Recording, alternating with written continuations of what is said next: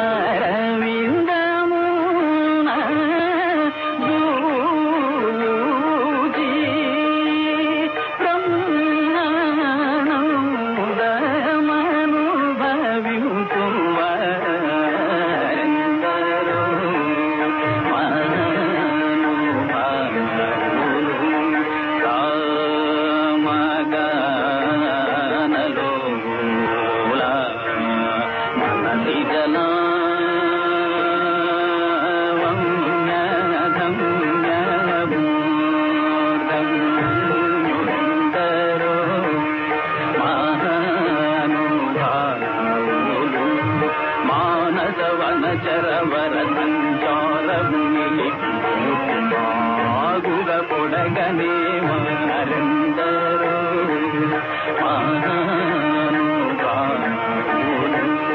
సరగుణ పాదములకు స్వాంతమను సరోజమును సమర్పణము చేయు వారందరూ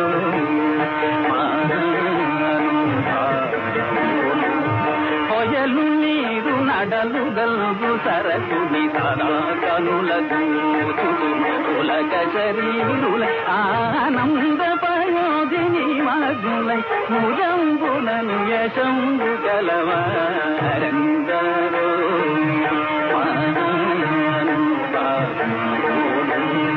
భాగవత రామాయణ గీతా శాస్త్ర పురాణము శివాది షణ్మతముల గూఢములం 10 సురాంతరంగముల భావంబుల నెరిగి భావరాగలయాది సౌఖ్యము చిరాయువుల్ గలిగి నిరవధి సుఖాత్ములై త్యాగరాజాత్ములై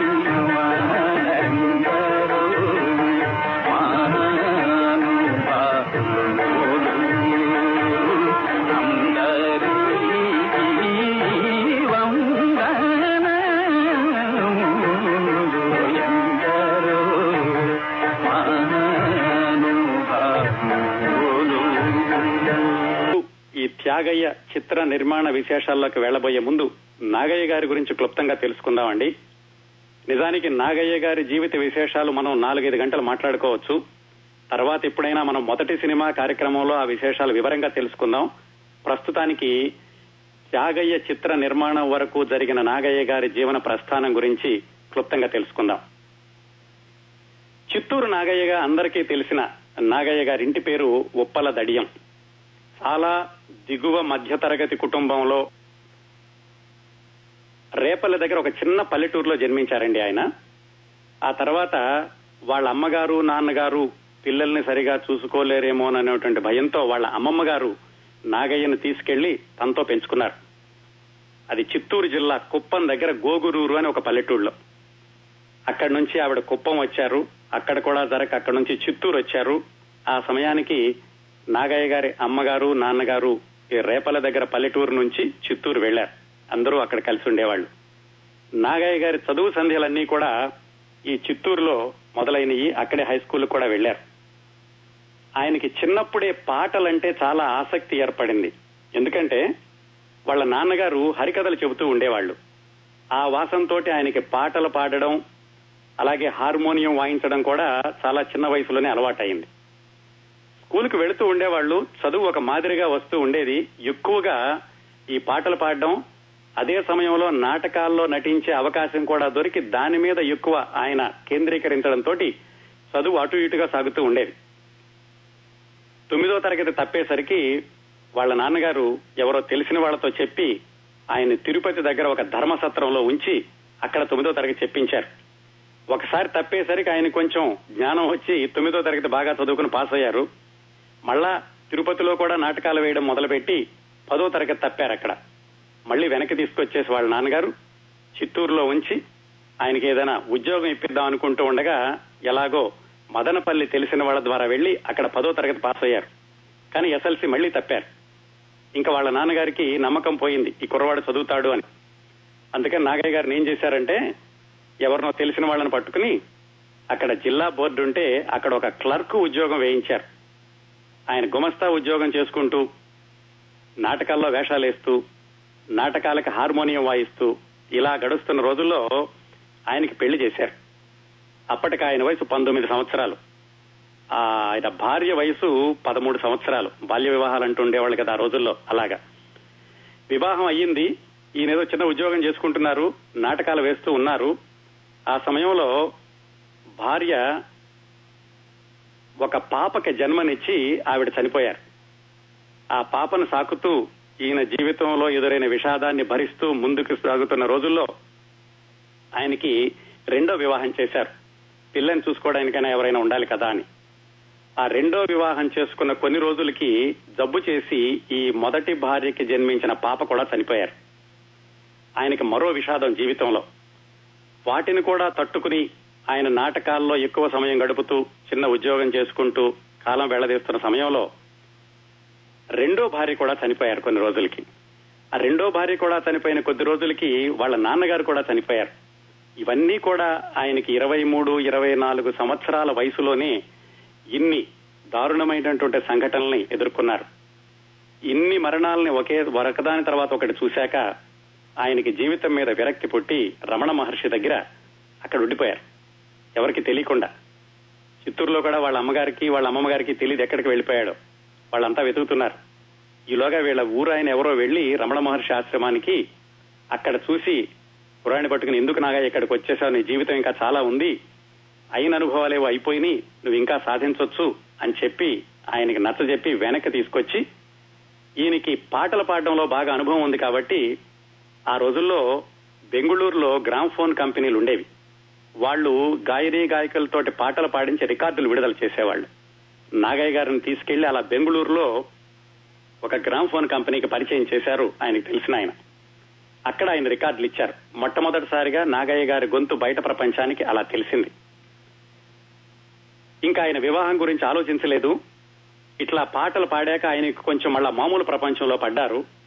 అదే సమయంలో ప్రైవేటుగా బిఏకి కట్టి పాస్ అయ్యారు.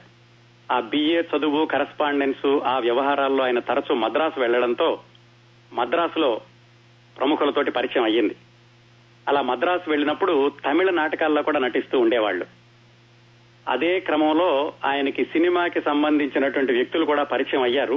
అప్పుడే టాకీలు వస్తున్నటువంటి కొత్త రోజులు, అంటే 1931, 32 ప్రాంతాల్లో. ఆయనకి సహజంగానే సినిమాలంటే ఆసక్తి ఏర్పడి ఎలాగైనా సినిమాల్లో వేషాలు వేయాలని ప్రయత్నించడం మొదలుపెట్టారు. సినిమాల్లో వేషాలు వేయడానికి ముందు ఏం జరిగిందంటే వాళ్ళ నాన్నగారి ఇన్సూరెన్స్ డబ్బులు ఒక 10,000 రూపాయలు వస్తే ఆయనకు అనిపించింది నేనే సినిమా తీస్తే బాగుంటుంది కదా అని.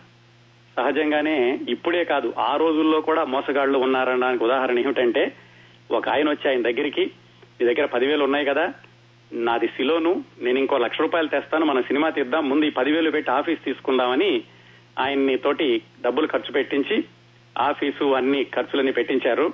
ఈ డబ్బులు తీసుకొస్తానని చెప్పిన మనిషి ఈయన దగ్గర మరికొన్ని డబ్బులు తీసుకుని ఒక 6,000 ఇవ్వు, ఇప్పుడే వస్తానని ఆయన శ్రీలంక వెళ్లిపోయి అప్పటి నుంచి వెనక్కి రాలేదు. దాంతో ఆయనకి ఇంకా పెద్ద దెబ్బ. అసలే అంతగా ఉన్న వ్యక్తి కాదు, ఏదో ఆ ఇన్సూరెన్స్ డబ్బులు వస్తే దాంతో ఏదైనా కొంచెం జీవితాన్ని గాడిలో పెట్టుకుందాం మద్రాసులో సినీ రంగంలో అనుకుంటున్న రోజుల్లో ఈ ఎదురు దెబ్బ తగిలింది. దాంతో ఆయన ఇంకా పూర్తిగా నిరాశ పడిపోతున్న రోజుల్లో ఎవరో ఇంకొక తెలిసిన ఆయన వచ్చి ఎట్లాగైతే ఈయన్ని హెచ్ఎం రెడ్డి గారిని ఆయనకు పరిచయం చేశారు. హెచ్ఎం రెడ్డి గారి గురించి మనం లోగడ చెప్పుకున్నాం. భక్త ప్రహ్లాద మొట్టమొదటి తెలుగు టాకీ దర్శకుడు. ఆయన పరిచయం అయ్యారు.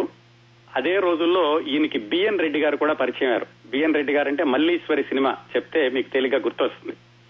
ఆయన కూడా ఈయన సినిమాల్లోకి వెళ్లడానికి ముందే నాటకాల రోజుల్లోనే పరిచయం అయ్యారు. చివరికి ఎలాగైతే ఆ హెచ్ఎం రెడ్డి గారు తీస్తున్న గృహలక్ష్మి అనే సినిమాలో ఈయనకి ఒక వేషం దొరికింది. ఎన్ని సంవత్సరాలండి? మద్రాసులో దాదాపుగా ఆయన 4-5 సంవత్సరాలు వేచి చూసి ప్రయత్నాలు చేసిన మీదట 1932 నుంచి 35-36 వరకు అప్పటికి ఆయనకి గృహలక్ష్మి అనే సినిమాలో ఒక చిన్న వేషం దొరికింది.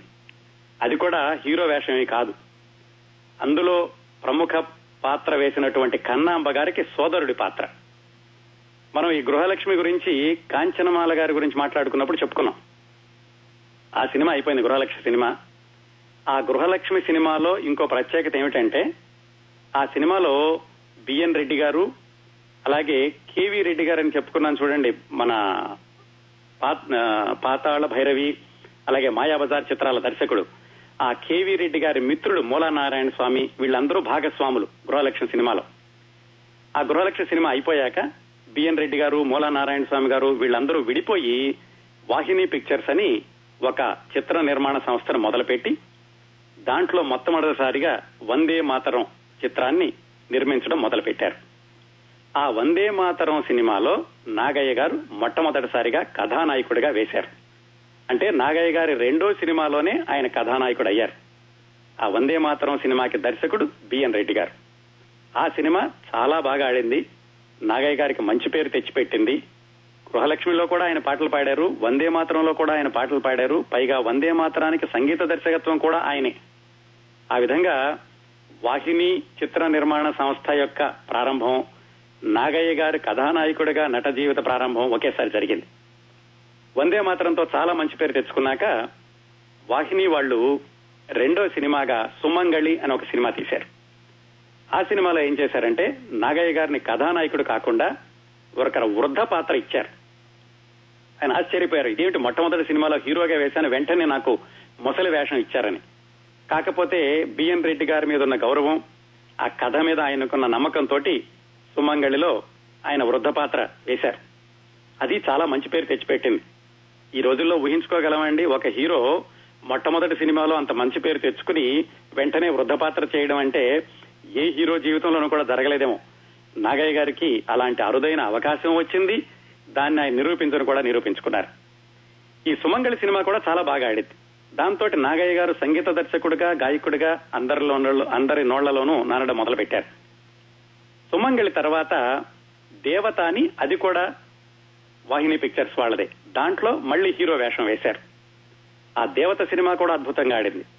ఆ విధంగా నాగయ్య గారి నట జీవితంలో మొట్టమొదట్లో నటించినటువంటి ప్రతి సినిమా కూడా ఆయనకి ఒక మైలురాయి, అన్నింటితో కూడా ఆయనకి మంచి పేరు వచ్చింది.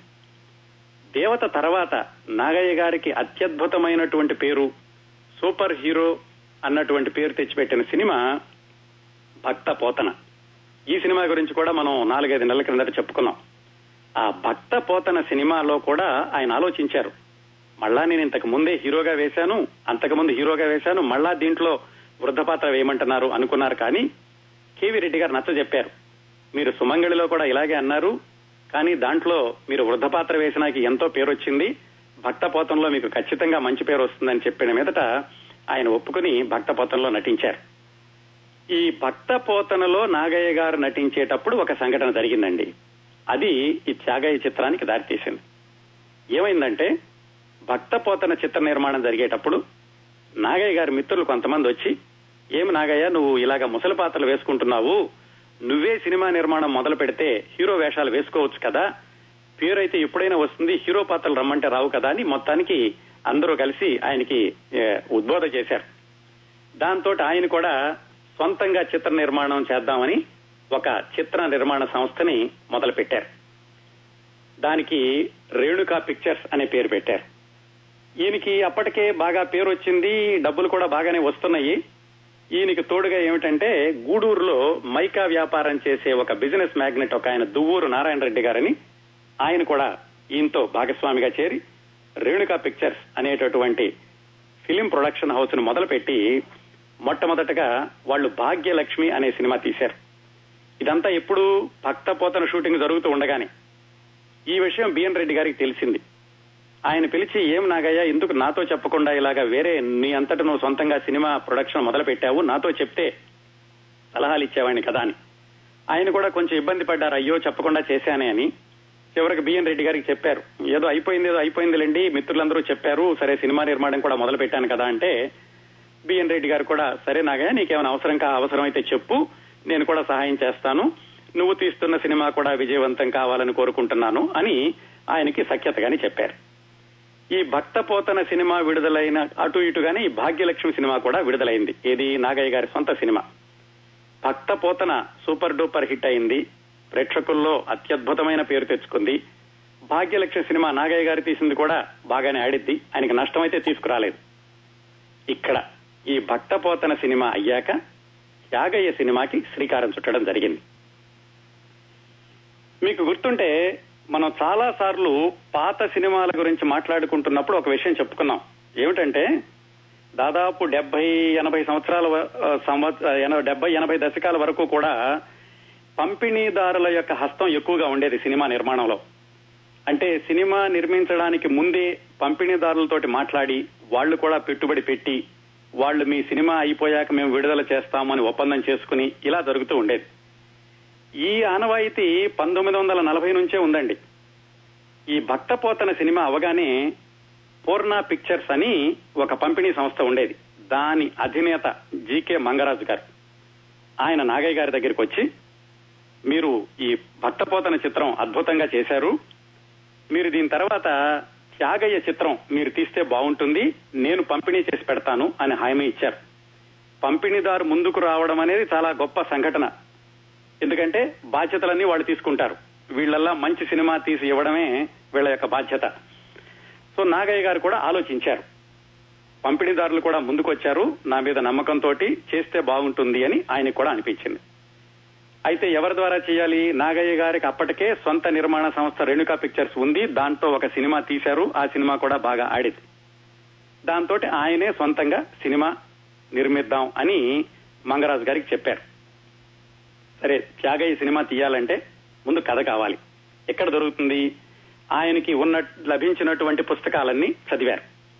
చదివితే వాటిల్లో ఎక్కువగా కథ కనిపించలేదు, కొంత డాక్యుమెంటరీ లాగా ఉంటుంది, కథ లేకుండా ఏవో సంఘటనలు పెట్టి తీస్తే అనుకుని ఆయన తంజావూరు లైబ్రరీకి వెళ్లి అక్కడ ఈ త్యాగయ్యకి సంబంధించినటువంటి పుస్తకాలన్నీ తీసుకుని చదివారు.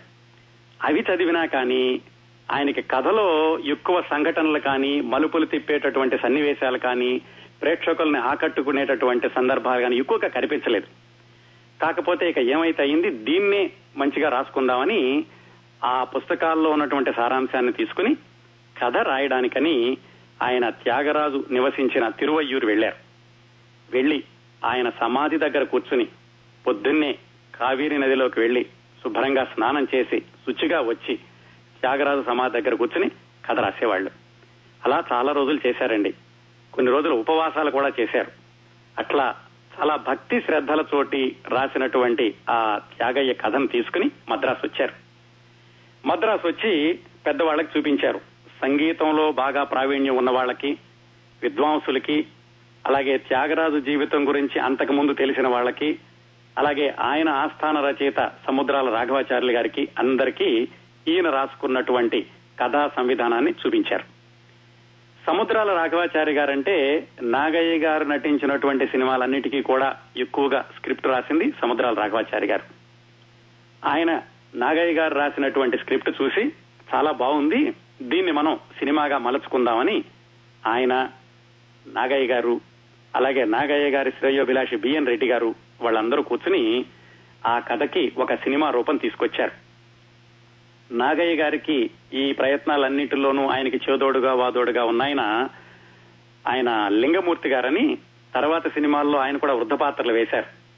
ఆయన కూడా ఈ కథని తయారు చేయడంలో పాలు పంచుకున్నారు. కథ అంతా అయిపోయింది. ఇంకా సంగీతం ఎవరు చెయ్యాలి అనేటటువంటి ఆలోచన అవసరం లేదు. ఎందుకంటే నాగయ్య గారు అంతకుముందు సినిమాలన్నిటికీ ఆయనే సంగీత దర్శకత్వం వహించారు. కాకపోతే మిగతా సినిమాలన్నిటికీ సంగీత దర్శకత్వం ఒక ఎత్తు, సంగీత విద్వాంసుడి జీవన చరిత్రకి సంగీత దర్శకత్వం వహించడం ఇంకొక ఎత్తు. ఎందుకంటే ఈ త్యాగయ్య సినిమాని పెద్ద పెద్ద సంగీత విద్వాంసులు చూస్తారు. ఎక్కడ ఏమాత్రం వ్యత్యాసం ఉన్నా కానీ సినిమా సరిగా ఆడకపోవడమే కాకుండా నాగయ్య గారికి కూడా చెడ్డ పేరు వస్తుంది.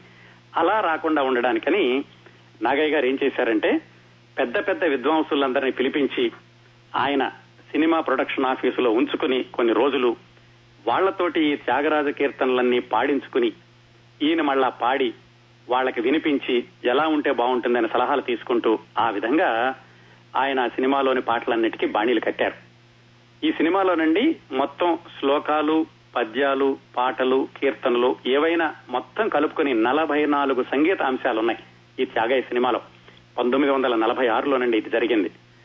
ఆ విధంగా ఈయనకి సలహాలు ఇచ్చిన వాళ్లలో మహారాజపురం విశ్వనాథ్ అయ్యర్, ద్వారం వెంకటస్వామి నాయుడు గారు, పారుపల్లి రామకృష్ణయ్య గారు, మణి అయ్యర్ గారు, ఆరైకుడి రామానుజం అయ్యం గారు, బెంగుళూరు నాగరత్నం గారు, ఇలాగా కర్ణాటక సంగీతంలో ప్రసిద్ధులు అనదగిన వాళ్ళందరూ కూడా నాగయ్య గారికి సలహాలు ఇచ్చి సహాయం చేశారు. వాళ్ళు ఉన్నన్ని రోజులు నాగయ్య గారి ఆ చిత్ర నిర్మాణ కార్యాలయం ఎలా ఉండేదంటేనంటే ఒక పెద్ద దేవాలయం లాగా ఉండేదట. ఓంకారనాదంతో 24 గంటలు ప్రతిధ్వనిస్తూ ఉండేది. అలాగే వచ్చిన వాళ్ళందరికీ వంటలు చేసి పెట్టడానికి 5 వంట వాళ్ళు ఉండేవాళ్లట. అలా వంట చేస్తూనే ఉండేవాళ్లు, భోజనం చేసేవాళ్ళు చేస్తూనే ఉండేవాళ్లు. పక్కన ఈ సంగీత కచేరీలు, సంగీత చర్చలు జరుగుతూ ఉండేవి. అందరూ ఆ రోజుల్లో దాన్ని నాగయ్య సత్రం అంటూ ఉండేవాళ్లట. అంతమందికి ఆయన భోజనం పెడుతూ ఉండేవాళ్లు. ఇదంతా ఎప్పుడూ షూటింగ్ మొదలయ్యాక కాదు, ఇంకా కథ తయారు చేసి సంగీత చర్చల్లో ఉండగా. సరే, కథ అయిపోయింది, సంగీతం తయారు చేసుకున్నారు. దర్శకత్వం ఎవరు చేయాలి? అప్పటి వరకు నాగయ్య గారు అసలు సంగీత దర్శకత్వం గురించి ఎప్పుడు ఆలోచించలేదు. బిఎన్ రెడ్డి గారు ఆయన మిత్రుడు, ఆయన్ని అడుగుదామంటే ఆయన, కేవీ రెడ్డి గారు ఇద్దరు కూడా వాహిని వాళ్ళ చిత్ర నిర్మాణంలో బిజీగా ఉన్నారు. ఇంకా సంగీతంతో పరిచయం ఉన్న వాళ్ళు ఎవరితోనైనా చేయిద్దామా అని ఆయన అన్వేషిస్తూ ఉండగా ఈయన మొట్టమొదటి సినిమా భాగ్యలక్ష్మికి సహాయ దర్శకుడిగా పనిచేశాడు ఒక ఆయన చెంగయ్య గారని. ఆయన వచ్చి, ఎందుకు నాగయ్య గారు వేరే వాళ్ల కోసం వెతకడం, ముందు నుంచి కథంతా మీరే తయారు చేశారు కదా, మీకే ఈ కథ మీద ఎక్కువ పట్టుంది, మీరే దర్శకత్వం చేస్తే బాగుంటుంది అని నాగయ్య గారిని ఒప్పించారు. ఆయనకి కూడా నమ్మకం వచ్చింది. ఎందుకంటే అంతకుముందు ఆయన నటించినటువంటి సినిమాల్లో కూడా కేవలం హీరోగానే కాకుండా, సంగీత దర్శకుడిగానే కాకుండా బిఎన్ రెడ్డి గారి మీద ఉన్న చనువుతోటి ఆయన సినీ నిర్మాణంలోని మిగతా విభాగాలను కూడా చాలా దగ్గరగా పరిశీలిస్తూ ఉండేవాళ్లు. ఆ అనుభవంతో ఈ త్యాగయ్య కథను కూడా ముందు నుంచి తయారు చేసినటువంటి అనుభవంతో ఆయనే దర్శకత్వం చేయడానికి నిర్ణయించుకున్నారు. ఆ విధంగా కథ, సంగీతం, దర్శకత్వం. ఇంకా పాత్రలు ఎవరెవరు అంటే త్యాగయ్యగా మరి నాగయ్య గారే, త్యాగయ్య అన్న జపేసన్ పాత్రని లింగమూర్తి గారు, అలాగే త్యాగయ్య వదిన కమలాంబ పాత్రకి హేమలత అని ఒక ఆవిడ తర్వాత చాలా రోజులు వృద్ధ పాత్రలు కూడా వేశారు.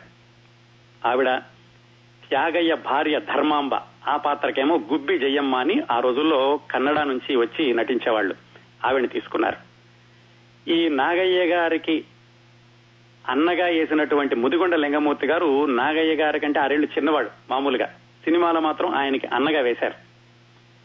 ఈ విధంగా నటీనటులను కూడా సరిపోయిన వాళ్ళని తీసుకున్నారు.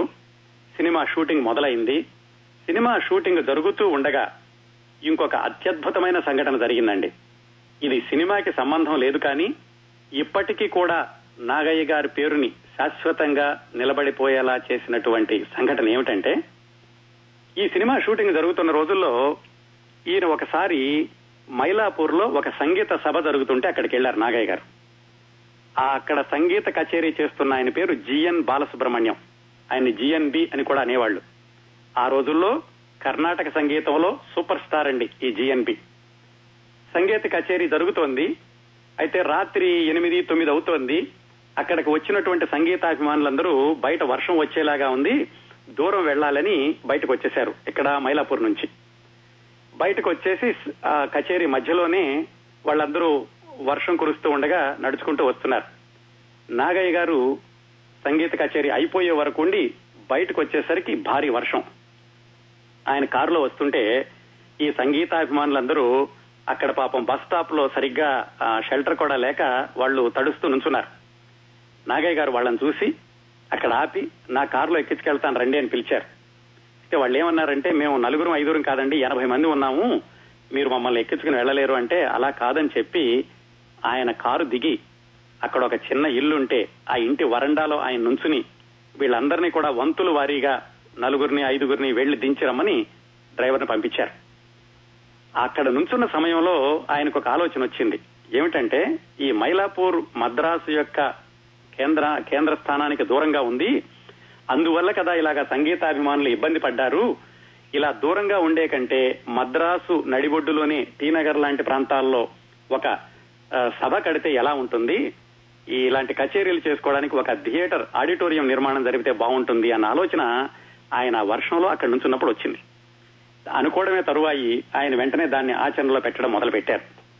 మొదలుపెట్టి ఆయనే ముందుగా తన వంతుగా ఎక్కువ విరాళం ఇచ్చి మిగతా వాళ్ళందరినీ అడిగి ఆయన అక్కడ టీనగర్ లో ఒక థియేటర్ కట్టించారు. ఆ థియేటర్ కట్టాక పెద్ద పెద్ద వాళ్ళందరూ కూడా చాలా మెచ్చుకున్నారు. వాళ్ళు కూడా విరాళాలు ఇచ్చారు. నిజానికి దానికి కావాల్సినటువంటి స్థలాన్ని కూడా రంగాచారి గారిని ఒక అడ్వకేట్ గారు తక్కువ ధరకి ఇచ్చారు. అదే వాణి మహల్ అండి, ఇప్పటికి కూడా ఉంది. ఆ వాణి మహల్ కట్టడానికి కారణం ఈ నాగయ్య గారి త్యాగయ్య చిత్ర నిర్మాణ సందర్భంలో జరిగినటువంటి ఈ సంఘటన అన్నమాట. చాలా మంది ఆయన పేరే పెట్టుకోమన్నారు.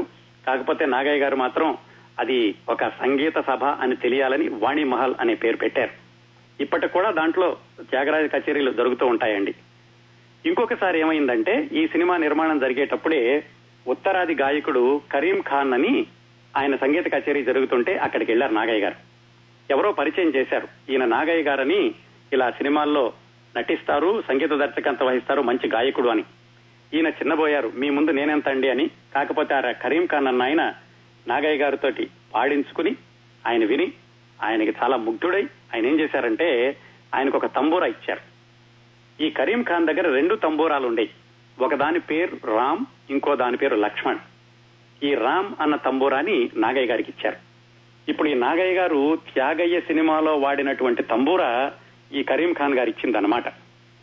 ఆ విధంగా సినిమా నిర్మాణం అంతా పూర్తయింది. ఈ సినిమా నిర్మాణంలో ఇంకొక విశేషం ఏమిటంటేనండి, ఈయనకి సహాయకుడిగా పనిచేసిన ఆయన పేరు దర్శకత్వంలో రామకృష్ణ గారు. తర్వాత రోజుల్లో ఆయనే భానుమతి గారి భర్త అయ్యారు. తర్వాత మళ్ళా భానుమతి గారి సినిమాలు తీశారు. భానుమతి గారు రామకృష్ణ గారు తీసిన సినిమాల్లో నాగయ్య గారు పాత్రలు పోషించారు. అదంతా వేరే కథ. మొత్తానికి త్యాగయ్య సినిమా అయిపోయింది. అత్యద్భుతమైనటువంటి కీర్తిని, ఖ్యాతిని, కాసుని కూడా సంపాదించి పెట్టింది నాగయ్య గారికి. ఆ రోజుల్లో ఆంధ్రజ్యోతి అని ఒక మాసపత్రిక ఉండేది. చక్రపాణి గారు, నాగిరెడ్డి గారు తీసుకొచ్చేవాళ్లు. వాళ్ళు సాధారణంగా సినిమాల గురించి ఎక్కువగా రాసేవాళ్లు కాదు. ఈ నాగయ్య గారి త్యాగయ్య సినిమా గురించి ప్రత్యేకంగా ఒక సంచికను తీసుకొచ్చి ఈ సినిమాని ప్రశంసించారు. ఆంధ్ర, కేరళ, మైసూరు అన్ని రాష్ట్రాల్లోనూ కూడా ఈ త్యాగయ్య సినిమా అద్భుతంగా ఆడింది. ఇంకా ఈ సినిమా నాగయ్య గారికి తెచ్చిపెట్టినటువంటి గౌరవాలు పరంపరను చూసినట్లయితే చాలా ఆశ్చర్యంగా ఉంటుంది.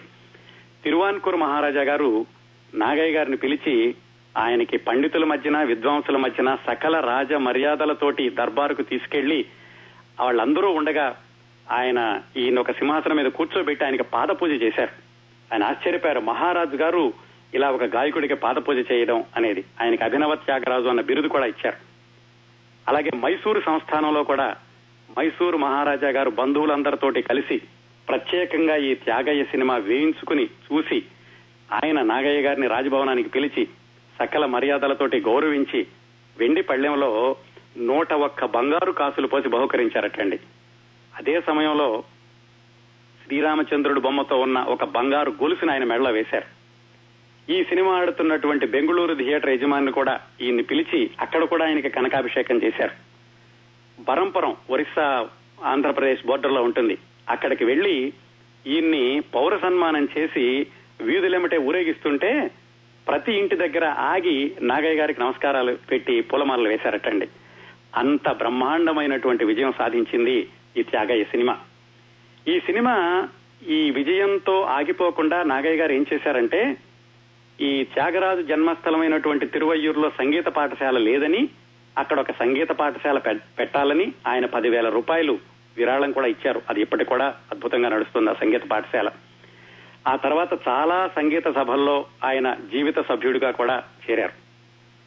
ఈ త్యాగయ్య సినిమా తెచ్చిపెట్టినటువంటి ఆయన సంపద ఖ్యాతినండి, దాదాపుగా మద్రాసు నడిబొడ్డు మీద ఆయన 52 ఎకరాల పెద్ద గార్డెన్ కొన్నారు ఈ త్యాగయ్య సినిమాతోటి వచ్చినటువంటి ఆదాయంతో.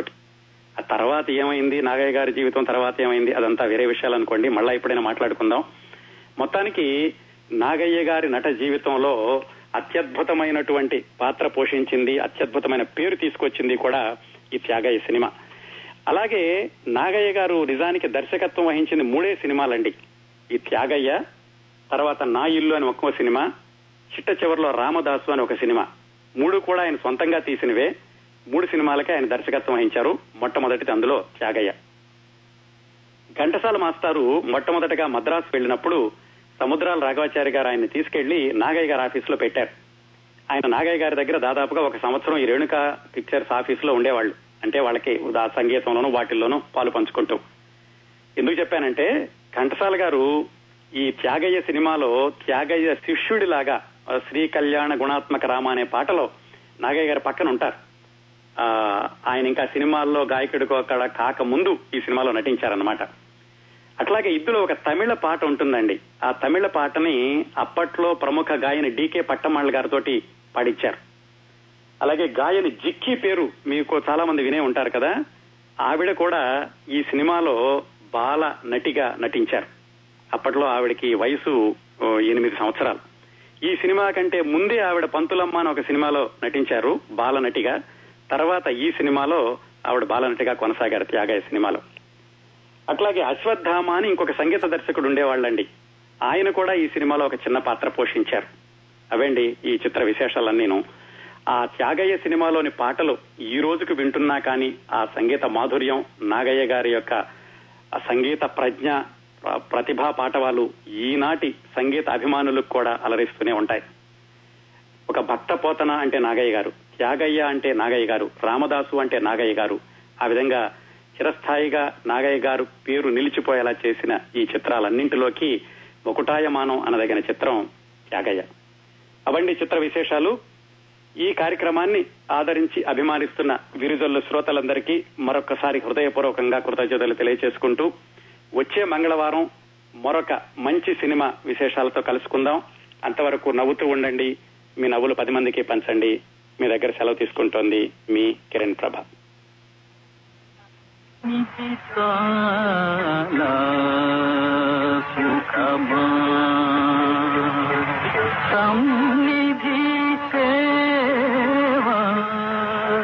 సుఖమా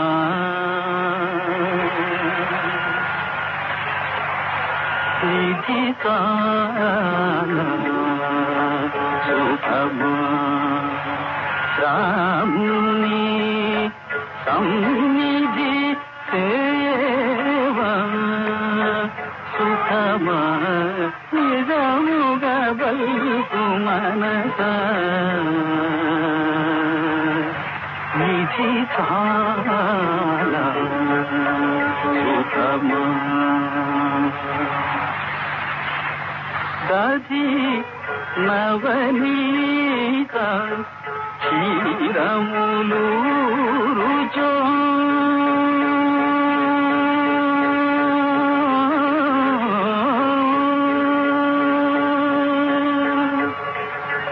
దది నవనీత క్షీరములు రుచో దాశరథి ధ్యాన భజన సుధారసములు రుచో సుమనస విధి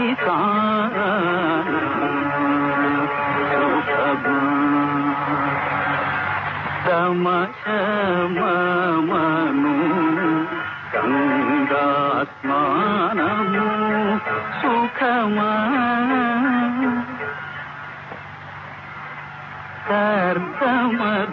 కర్తమధువిషయ స్నానము సుఖమా మమత బంధనయూత నరస్తుతి సుఖమా